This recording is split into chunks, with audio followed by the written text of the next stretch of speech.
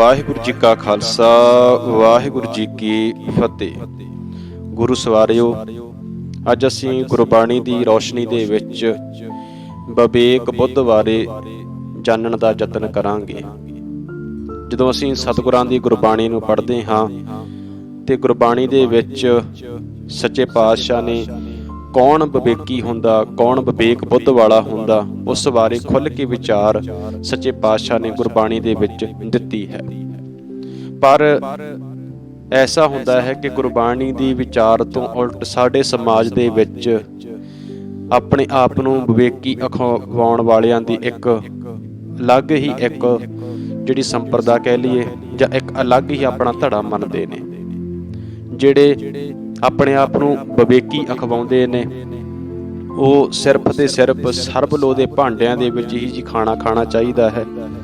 ਸਾਨੂੰ ਭਰਮ ਇਹ ਪੈ ਜਾਂਦਾ ਵੀ ਜਿਹੜਾ ਜ਼ਿਆਦਾ ਪਖੰਡ ਕਰਦਾ ਵੀ ਉਹੀ ਸਿੱਖ ਹੈ। ਸਰਬਲੋਹ ਦੇ ਭਾਂਡਿਆਂ ਵਿੱਚ ਹੀ ਖਾਣਾ ਖਾਣਾ ਹੈ, ਕਿਸੇ ਬੇਅਮਰਤੀਏ ਤੋਂ ਖਾਣਾ ਨਹੀਂ ਖਾਣਾ, ਆਪਣਾ ਪ੍ਰਸ਼ਾਦਾ ਆਪ ਤਿਆਰ ਕਰਨਾ। ਜੇ ਕਿਸੇ ਦੇ ਘਰ ਵੀ ਇਹਨਾਂ ਦਾ ਜਥੇ ਨੇ, ਕਿਸੇ ਨੇ ਕੀਰਤਨ ਕਰਨਾ ਹੋਵੇ, ਉੱਥੇ ਵੀ ਆਪਣਾ ਇਹ ਪ੍ਰਸ਼ਾਦਾ ਆਪ ਤਿਆਰ ਕਰਦੇ ਨੇ, ਭਾਂਡੇ ਆਪਣੇ ਲੈ ਕੇ ਜਾਂਦੇ ਨੇ। ਜੇ ਘਰ ਦੇ ਪਰਿਵਾਰ ਵਾਲੇ ਜੇਕਰ ਕਹਿਣ ਵੀ ਅਸੀਂ ਸੇਵਾ ਕਰਨੀ ਹੈ, ਕਿਸੇ ਨੂੰ ਸੇਵਾ ਕਰਨ ਦੇ ਵਾਸਤੇ ਨਹੀਂ ਕਿਹਾ ਜਾਂਦਾ। ਤੇ ਜੇਕਰ ਉਹਨਾਂ ਦੇ ਆਪਣੇ ਜਥੇ ਦੇ ਵਿੱਚ ਵੀ ਜਿਹਨੇ ਸੇਵਾ ਕਰਨੀ ਹੈ ਉਹ ਕੋਈ ਪੈਂਟ ਜਾਂ ਪਜਾਮਾ ਪਾਇਆ ਹੋਇਆ ਨਾ ਹੋਵੇ, ਉਸਦੇ ਸਿਰਫ ਚੋਲਾ ਤੇ ਕਛਹਿਰੇ ਦੇ ਵਿੱਚ ਹੋਵੇ। ਅਨੇਕਾਂ ਐਸੀਆਂ ਬੰਦਸ਼ਾਂ, ਸੁੱਚ ਭਿੱਟ ਦਾ ਵਹਿਮ ਭਰਮ ਕਰਨਾ, ਇਹ ਸਾਰੇ ਵਹਿਮ ਭਰਮ ਕਰਮਕਾਂਡ ਕਰਨ ਵਾਲਾ ਉਸ ਨੂੰ ਅਸੀਂ ਵਿਵੇਕੀ ਕਹਿੰਦੇ ਹਾਂ। ਪਰ ਗੁਰਬਾਣੀ ਦੀ ਰੌਸ਼ਨੀ ਦੇ ਵਿੱਚ ਇਸ ਨੂੰ ਵਿਵੇਕੀ ਨਹੀਂ ਕਹਿੰਦੇ।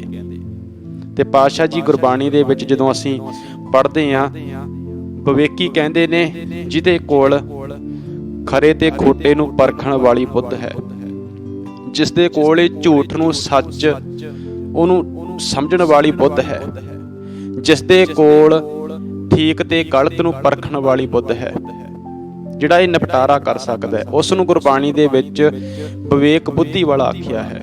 ਤੇ ਹਮੇਸ਼ਾ ਅਸੀਂ ਮੰਗਣੀ ਵੀ ਇਹੋ ਆ ਪਾਤਸ਼ਾਹ ਦੇ ਪਾਸੋਂ ਵੀ ਸਾਨੂੰ ਵਿਵੇਕ ਬੁੱਧ ਬਖਸ਼ੋ, ਅਸੀਂ ਸਹੀ ਤੇ ਗਲਤ ਨੂੰ ਪਛਾਣ ਸਕੀਏ, ਖਰੇ ਤੇ ਖੋਟੇ ਦੀ ਪਛਾਣ ਕਰ ਸਕੀਏ। ਤੇ ਜੋ ਗੁਰਬਾਣੀ ਦੇ ਵਿੱਚ ਪਾਤਸ਼ਾਹ ਜੀ ਬਖਸ਼ ਕਰਦੇ ਨੇ, ਕਹਿੰਦੇ ਹਮੇਸ਼ਾ ਇਹੋ ਆ ਕੇ ਮੰਗੋ ਭਾਈ, ਇਨ ਬਿਦ ਮਿਲਣ ਨਾ ਜਾਈ, ਮੈਂ ਕੀਏ ਕਰਮ ਅਨੇਕਾਂ, ਹਾਰ ਭਰਿਓ ਸੁਆਮੀ ਕੇ ਦੁਆਰੇ, ਦੀਜੈ ਬੁੱਧ ਵਿਵੇਕਾ। ਬੁੱਧ ਵਿਵੇਕ ਮੰਗਣੀ ਹੈ, ਵਿਵੇਕ ਬੁੱਧ।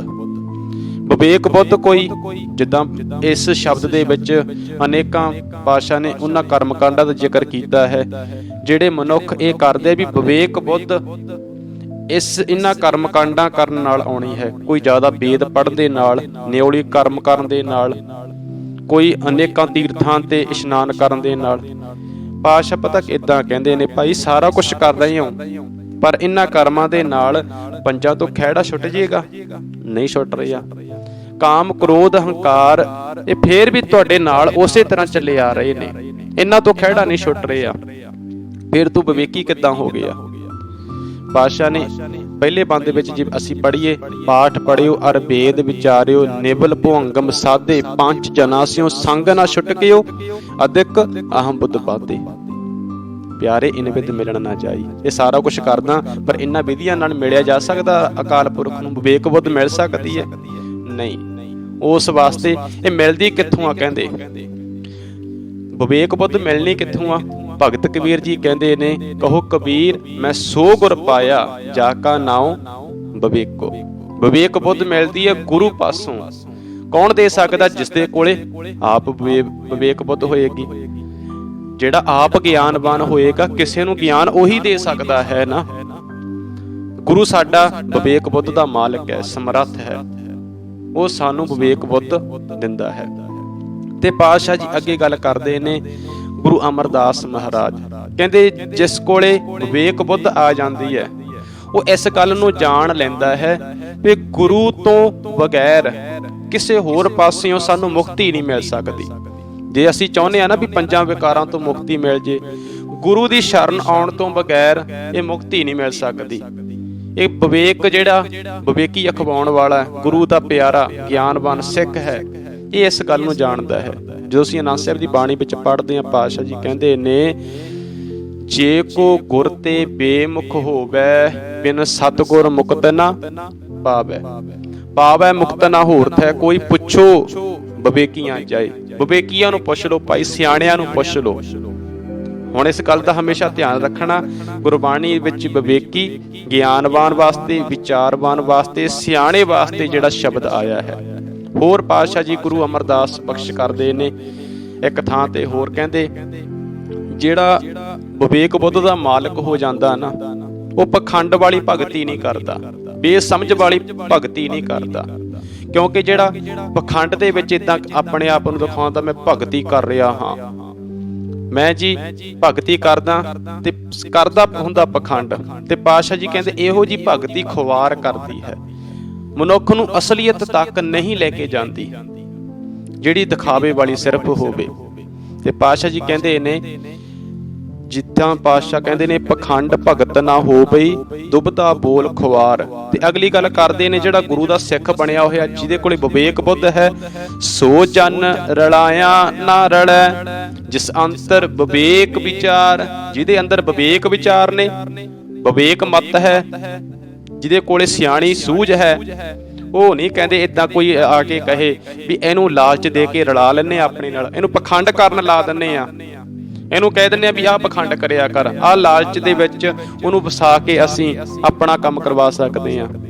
ਜਿਹਦੇ ਕੋਲੇ ਸਿਆਣਪ ਗੁਰੂ ਵਾਲੀ ਆ ਜੇ, ਉਹ ਕਦੇ ਵੀ ਕਰਮ ਕਾਂਡਾਂ ਦੇ ਵਿੱਚ ਨਹੀਂ ਫਸ ਸਕਦਾ, ਕਦੇ ਵੀ ਉਹ ਭੇਖੀ ਨਹੀਂ ਬਣ ਸਕਦਾ। ਜਿਹੜਾ ਭੇਖੀ ਬਣ ਰਿਹਾ ਹਜੇ ਉਹਦੇ ਕੋਲੇ ਵਿਵੇਕ ਬੁੱਧ ਨਹੀਂ ਹੈ, ਉਹਦੇ ਕੋਲੇ ਹਜੇ ਇਹ ਸਿਆਣੀ ਮੱਤ ਗੁਰੂ ਵਾਲੀ ਆਈ ਨਹੀਂ। ਤੇ ਪਾਤਸ਼ਾਹ ਜੀ ਕਹਿੰਦੇ ਨੇ, ਹੁਣ ਜੇ ਗੁਰਬਾਣੀ ਵਿੱਚੋਂ ਸਿੱਖੀਏ ਵੀ ਇਹ ਵਿਵੇਕ ਬੁੱਧ ਕਦੋਂ ਪ੍ਰਾਪਤ ਹੁੰਦੀ ਹੈ, ਕਦੋਂ ਆ ਸਕਦੀ ਹੈ ਵਿਵੇਕ ਬੁੱਧ ਸਾਡੇ ਕੋਲ, ਕਦੋਂ ਅਸੀਂ ਖਰੇ ਤੇ ਖੋਟੇ ਨੂੰ ਪਰਖਣ ਵਾਲੀ ਬੁੱਧ ਸਾਡੇ ਕੋਲੇ ਆ ਸਕਦੀ ਹੈ, ਕਦੋਂ ਅਸੀਂ ਝੂਠ ਤੇ ਸੱਚ ਨੂੰ ਪਰਖਣ ਵਾਲੀ ਬੁੱਧ ਉਹਦੇ ਮਾਲਕ ਬਣ ਸਕਦੇ ਹਾਂ, ਕਦੋਂ ਅਸੀਂ ਇਹ ਪਰਖ ਸਕਦੇ ਹਾਂ ਸਹੀ ਤੇ ਗਲਤ ਨੂੰ। ਤੇ ਪਾਤਸ਼ਾਹ ਜੀ ਗੁਰਬਾਣੀ ਵਿੱਚ ਬਖਸ਼ਿਸ਼ ਕਰਦੇ ਨੇ, ਕਹਿੰਦੇ ਅੰਤਰ ਵਿਵੇਕ ਸਦਾ ਆਪ ਵਿਚਾਰੈ, ਆਪਣੇ ਆਪ ਨੂੰ ਵਿਚਾਰ ਕੇ। ਪਾਤਸ਼ਾਹ ਅੱਗੇ ਬਖਸ਼ ਕਰਦੇ ਨੇ, ਗੁਰ ਸ਼ਬਦੀ ਗੁਣ ਗਾ ਬਣਿਆ। ਜਦੋਂ ਗੁਰੂ ਦੇ ਸ਼ਬਦ ਦੀ ਸਿਫਤ ਸਲਾਹ ਕਰਦਾ ਹੈ ਮਨੁੱਖ, ਕਹਿੰਦੇ ਆਪਣੇ ਆਪ ਨੂੰ ਵਿਚਾਰਦਾ ਹੈ, ਅੰਤਰ ਆਤਮ। ਕਿਉਂਕਿ ਆਪਣੇ ਆਪ ਨੂੰ ਏਦਾਂ ਬੈਠ ਕੇ ਵਿਚਾਰਨਾ, ਸਹੀ ਤੇ ਗਲਤ ਨੂੰ, ਹਉਮੈ ਨੂੰ ਦੂਰ ਕਰਨਾ, ਉਦੋਂ ਮਨੁੱਖ ਏਦਾਂ ਫਿਰ ਨਾਲ ਸੋਹਣੀ ਮੱਤ ਗੁਰੂ ਵਾਲੀ ਲੈਂਦਾ ਹੈ। ਫਿਰ ਕੀ ਕਰਦਾ, ਔਗਣ ਦੂਰ ਕਰੀ ਜਾ ਰਿਹਾ, ਸੋਹਣੀ ਮੱਤ ਅੰਦਰ ਆ ਰਹੀ ਹੈ, ਉਹਦੇ ਨਾਲ ਵਿਵੇਕ ਬੁੱਧ ਵਾਲਾ ਬਣ ਰਿਹਾ ਹੈ, ਖਰੇ ਤੇ ਖੋਟੇ ਨੂੰ ਪਰਖਣ ਵਾਲੀ ਬੁੱਧ ਆ ਰਹੀ ਹੈ ਉਸ ਵਿੱਚ। ਫਿਰ ਉਹ ਕਦੇ ਵੀ ਅਨੇਕਾਂ ਸਮਾਜ ਵਿੱਚ ਕਰਮਕਾਂਡ ਹੋ ਰਹੇ ਹੈ, ਉਹਨਾਂ ਦੇ ਵਿੱਚ ਕਦੇ ਵੀ ਫਸੇਗਾ ਨਹੀਂ, ਉਹ ਪਰਖ ਕਰੇਗਾ, ਗੁਰਬਾਣੀ ਦੀ ਕਸਵੱਟੀ ਤੇ ਇਹ ਗੱਲਾਂ ਖਰੀਆਂ ਉਤਰਦੀਆਂ ਨੇ ਤਾਂ ਮੈਂ ਮੰਨਾਂਗਾ। ਜੇ ਇਦਾਂ ਕਹਿ ਲਏ ਵੀ ਅਸੀਂ ਅਨੇਕਾਂ ਸਾਲਾਂ ਤੋਂ ਕਰਦੇ ਆ ਰਹੇ ਹਾਂ, ਫੇਰ ਨਹੀਂ ਮੰਨੇਗਾ। ਕਿਉਂਕਿ ਕਸਵੱਟੀ ਗੁਰੂ ਗ੍ਰੰਥ ਸਾਹਿਬ ਪਾਤਸ਼ਾਹ ਹੈ। ਸਿਆਣਾ ਮਨੁੱਖ ਉਹ ਗੁਰੂ ਦੀ ਮੱਤ ਲੈ ਕੇ ਹੀ ਚੱਲਦਾ ਹੈ। ਇਸ ਕਰਕੇ ਪਾਤਸ਼ਾਹ ਜੀ ਸਾਨੂੰ ਵਿਵੇਕ ਬੁੱਧ ਉਹ ਧਾਰਨ ਕਰਨ ਵਾਸਤੇ ਕਹਿੰਦੇ ਹਨ। ਤੇ ਅਗਲੀ ਗੱਲ, ਜਿਨ੍ਹਾਂ ਕੋਲੇ ਵਿਵੇਕ ਬੁੱਧ ਨਹੀਂ ਹੁੰਦੀ, ਉਹਨਾਂ ਨਾਲ ਕੀ ਜਿਹੜਾ ਵਰਤਾਰਾ ਵਾਪਰਦਾ ਹੈ, ਉਹ ਕਦੇ ਵੀ ਜਿਹੜੇ ਸੱਚ ਤੇ ਝੂਠ ਨੂੰ ਪਰਖਣ ਵਾਲੀ ਬੁੱਧ ਦੇ ਮਾਲਕ ਨਹੀਂ ਬਣ ਸਕਦੇ। ਉਹਨਾਂ ਦਾ ਹਾਲ ਪਤਾ ਕੀ ਹੁੰਦਾ, ਗੁਰਬਾਣੀ ਵਿੱਚ ਪਾਤਸ਼ਾਹ ਜੀ ਬਖਸ਼ ਕਰਦੇ ਨੇ, ਕਹਿੰਦੇ ਉਹ ਸੱਚ ਨੂੰ ਝੂਠ ਤੇ ਝੂਠ ਨੂੰ ਸੱਚ ਹੀ ਸਮਝ ਜਾਂਦੀ ਹੈ, ਪਾਪ ਨੂੰ ਪੁੰਨ, ਪੁੰਨ ਤੇ ਪਾਪ, ਇਹਨੂੰ ਇਦਾਂ ਸਮਝੀ ਜਾਂਦੇ ਆ ਵੀ ਜਿਹੜਾ ਮੈਂ ਪੁੰਨ ਕਰ ਰਿਹਾ ਇਹ ਪਾਪ ਹੈ, ਜਿਹੜਾ ਪਾਪ ਹੈ ਉਹਨੂੰ ਪੁੰਨ ਸਮਝੀ ਜਾਂਦਾ ਹੈ।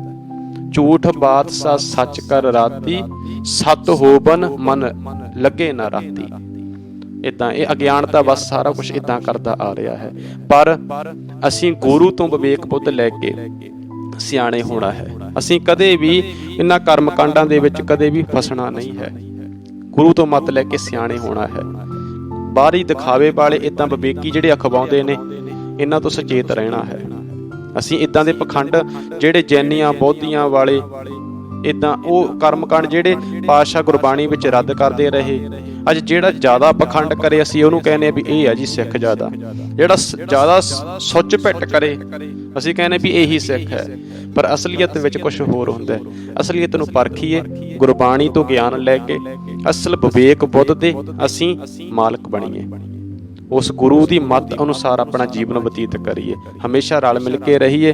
ਕਿਉਂਕਿ ਐਸਾ ਹੁੰਦਾ ਹੈ ਜਿਹੜੇ ਆਪਣੇ ਆਪ ਨੂੰ ਵਿਵੇਕੀ ਅਖਵਾਉਂਦੇ ਨੇ, ਘਰਾਂ ਵਿੱਚ ਭਾਂਡੇ ਅਲੱਗ ਕਰ ਲੈਣੇ, ਰਸੋਈਆਂ ਅਲੱਗ ਕਰ ਲੈਣੀਆਂ, ਆਪਣੇ ਘਰਾਂ ਦੇ ਘਰ ਜਿਹੜੇ ਅਲੱਗ ਕਰ ਲੈਣੇ, ਕਲੇਸ਼ ਦਾ ਕਾਰਨ ਹੀ ਤੁਹਾਡੀ ਵਿਵੇਕੀ ਬਣ ਗਿਆ। ਪਰ ਬਾਣੀ ਤਾਂ ਕਹਿੰਦੀ ਹੈ ਭਾਈ ਰਲ ਮਿਲ ਕੇ ਰਹਿਣਾ ਚਾਹੀਦਾ, ਸਾਨੂੰ ਪਿਆਰ ਦੇ ਨਾਲ ਰਹੋ। ਪਰ ਐਸੀ ਵਿਵੇਕੀ ਕਿਸ ਕੰਮ ਦੀ ਜਿਹੜੀ ਸਾਡੇ ਘਰਾਂ ਦੇ ਵਿੱਚ ਮਾਂ ਪਿਓ ਤੋਂ ਅਲੱਗ ਕਰ ਦਿੰਦੀ ਹੈ। ਜਿਹੜੇ ਸਮਾਜ ਵਿੱਚ ਕਿਸੇ ਉੱਚੀ ਨੀਵੀਂ ਜਾਤ ਵਾਲਾ ਕੋਈ ਹੁੰਦਾ, ਕੋਈ ਬੇਅਮਰਤੀ ਜਾਂ ਇੱਦਾਂ ਉਹਦੇ ਨਾਲ ਵਰਤਣ ਨੂੰ ਮਨੁੱਖ ਤਿਆਰ ਨਹੀਂ, ਬਲਕਿ ਅਸੀਂ ਤਾਂ ਸਮਝਾਉਣਾ ਸੀ ਭਾਈ ਉਹਨੂੰ ਸਿੱਧੇ ਰਸਤੇ ਤੇ ਲੈ ਕੇ ਆਈਏ ਵੀ ਉਹ ਵੀ ਸਿੱਖ ਬਣੇ। ਜਿੱਦਾਂ ਦੀ ਇਹ ਸਿੱਖੀ ਸਾਡੇ ਸਾਹਮਣੇ ਲਈ ਫਿਰਦੇ ਆ ਆਪਣੇ ਆਪ ਨੂੰ ਵਿਵੇਕੀ ਅਖਵਾਉਣ ਵਾਲੇ, ਇਹ ਸਾਰੇ ਅਪਣਾ ਸਕਦੇ ਆ। ਪਰ ਕੁਝ ਕੁ ਹੱਦ ਤੱਕ ਇਹ ਸੁੱਚ ਪਿੱਟ ਕਰਦੇ ਆ ਜਿੱਥੇ ਇੱਕ ਇਹਨਾਂ ਦੀ ਚੱਲਦੀ ਆ, ਪਰ ਬਾਕੀ ਥਾਂ ਤੇ ਤਾਂ ਉਸੇ ਤਰ੍ਹਾਂ ਜਿਹੜੇ ਲੋਕੀ ਮੰਨਦੇ, ਜਿੱਦਾਂ ਘਰੇ ਕੁਛ ਵੀ ਅਸੀਂ ਤਿਆਰ ਭੋਜਨ ਕਰਨਾ, ਸਾਰਾ ਕੁਛ ਆਪਣਾ ਤਿਆਰ ਕਰਦੇ ਆ, ਪਰ ਚੀਜ਼ਾਂ ਕਿੱਥੋਂ ਬਣ ਕੇ ਆ ਰਹੀਆਂ ਸਾਰੀਆਂ ਵਰਤੀ ਜਾ ਰਹੇ ਹੁੰਦੇ ਆ। ਅਸੀਂ ਉਹ ਚੀਜ਼ਾਂ ਜਿਹੜਾ ਲੂਣ ਮਿਰਚ ਵੀ ਵਿੱਚ ਪੈਣਾ ਗਾ ਉਹ ਆਪ ਥੋੜ੍ਹਾ ਤਿਆਰ ਕੀਤਾ, ਪਤਾ ਨਹੀਂ ਕਿੰਨਿਆਂ ਦਾ ਹੱਥ ਲੱਗਿਆ ਹੋਣਾ। ਕਿੰਨੀਆਂ ਸਬਜ਼ੀਆਂ ਵਿੱਚ ਜਿਹੜੀਆਂ ਭੋਜਨ ਦੇ ਵਿੱਚ ਪਾਉਂਦੇ ਆ ਉਹ ਕਿੰਨਿਆਂ ਦੇ ਹੱਥ ਲਾ ਕੇ ਆਉਂਦੀਆਂ ਨੇ। ਅਸੀਂ ਕੱਪੜਾ ਤਨ ਤੇ ਪਾਉਂਦੇ ਆ, ਇਹ ਕਿੰਨਿਆਂ ਦਾ ਹੱਥ ਲਾ ਕੇ ਆਉਂਦਾ ਹੈ। ਹੋਰ ਅਨੇਕਾਂ ਘਰ ਜਿੱਥੇ ਰਹਿ ਰਹੇ ਆ, ਪਤਾ ਨਹੀਂ ਕਿਹੜੇ ਕਿਹੜੇ ਮਨੁੱਖ ਦੀ ਕਿਹਦੀ ਜਿਹੜੀ ਇੱਟ ਬਣਾਈ ਹੋਈ ਆ ਸਾਡੇ ਘਰ ਦੇ ਵਿੱਚ ਲੱਗੀ ਹੈ, ਜਿੱਥੇ ਅਸੀਂ ਰਹਿ ਰਹੇ ਹੁੰਦੇ ਆ।